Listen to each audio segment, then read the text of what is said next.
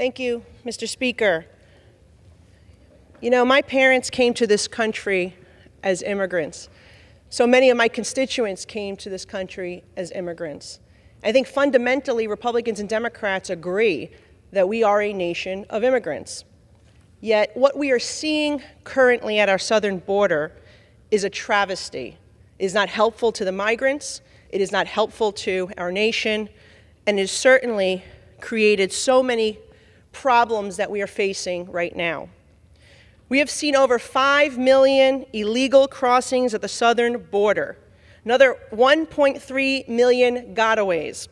CBP has seized 14,000 pounds of fentanyl at our southern border, enough to kill over 3.1 billion people. In 2021, more than 71,000 individuals died from synthetic opioid overdoses, and this is roughly 200 people every day. In my city of New York, we've seen overdoses skyrocket since Joe Biden put in place his open border policy. 2,700 in his first year alone. That is the highest in decades. We're seeing fatal overdoses in New York City on average every 3 hours. And a couple of weeks ago, we saw a 16-month-old baby in my district overdose from fentanyl as well. The only people that are truly benefiting from this policy are the cartels that are making in $13 billion a year from human and drug smuggling. We also need to be concerned about who is attempting and is entering our country.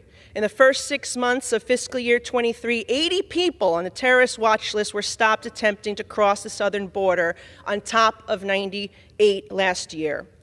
And that's more than previous 5 years combined. We can say that we want to support immigration, but it must be legal immigration.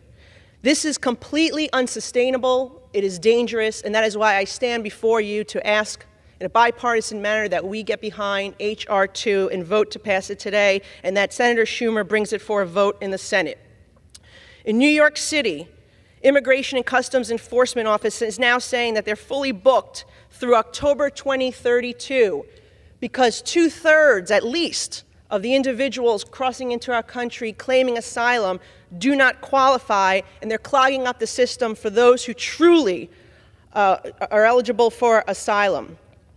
We have seen 60,000 plus migrants come to New York City since last spring. Remember, they've crossed and they entered our country not by the proper channels, but by crossing our southern border, and Joe Biden has allowed them to do it. Our mayor is spending billions of dollars to house these individuals in city hotels. And at the same time, he's saying we're going to cut city services by $1 billion every year for the next 4 years, and that we're going to cut the city services, everything from libraries to programs for our children, for fire, sanitation, our parks, and homeless services. We have homeless New Yorkers, and here the mayor is saying that he has to put in shelters citizens of other countries instead of our own.